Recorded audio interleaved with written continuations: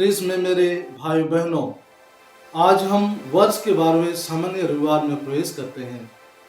प्रभु का वचन हमें अपने रिश्ते पर आधारित अपने विश्वास को सुदृढ़ करने का आह्वान करते हैं, क्योंकि विश्वास के बल पर ही हम ईश्वर से जुड़े रहकर अपने जीवन की सभी परिस्थितियों का सामना कर सकते हैं। हमारे विश्वास के कमजोर होने का मतलब ही है बुरी परिस्थितियों के सामने अपना सिर झुकाना।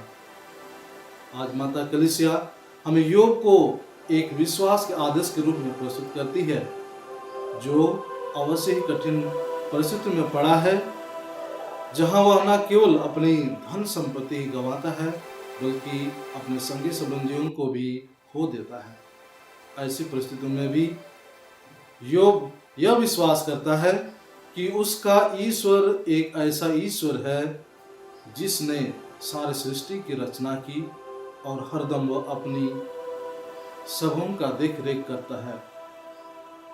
वही संत पौलुस ईश्वर के कार्यों को आध्यात्मिक रूप से कोरिन्थियों को समझाते हुए यीशु ख्रीस्त के विश्वास में प्रोत्साहित करते हैं।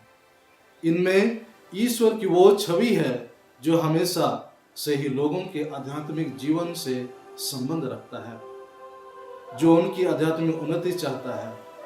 इसी संदर्भ में वे ये बतलाते हैं कि यीशु ख्रीस्त ने हमें ईश्वर से जुड़े रहने के लिए अपने आप को बलिदान चढ़ा दिया है और उनके द्वारा ही हमारी मुक्ति संभव है, क्योंकि उन्होंने अपने लहू से हमारे पापों को धो डाला, हमें नई सृष्टि बना दिया है।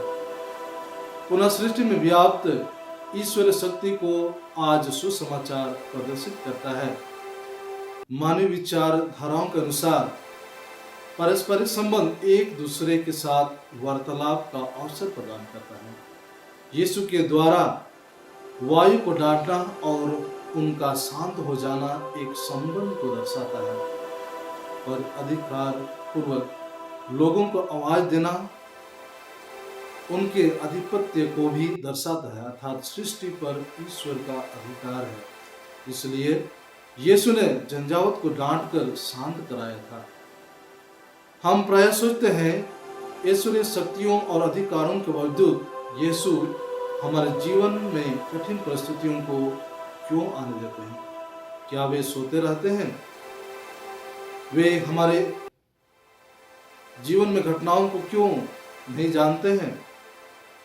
यीशु हमारे सभी जरूरतों को जानते और समझते हुए भी हमें विश्वास में उनके साथ जुड़े रहने के लिए विभिन्न प्रकार के अवसर प्रदान करते हैं। हमें यह समझना और विश्वास करना है कि यीशु हमारे जीवन रूपी नाव में साथ सवार हैं। उनके साथ रहते समय डरने की कोई बात नहीं है। जब भौतिक और पारिवारिक जीवन भाले भांति चलता है तो हम सोचते हैं सब कुछ हमारे नियंत्रण में है। इसके विपरीत जीवन में कठिनाई आ जाती है तो हम सोचते हैं ईश्वर हमारी परवाह नहीं करते, ईश्वर से उदास हो जाते हैं, गुस्सा हो जाते हैं और दुख की पीड़ा को विभिन्न प्रकार से प्रकट करते हैं। यह स्वाभाविक है और ईश्वर से कुछ क्षणों के लिए उदासी कोई गलती नहीं।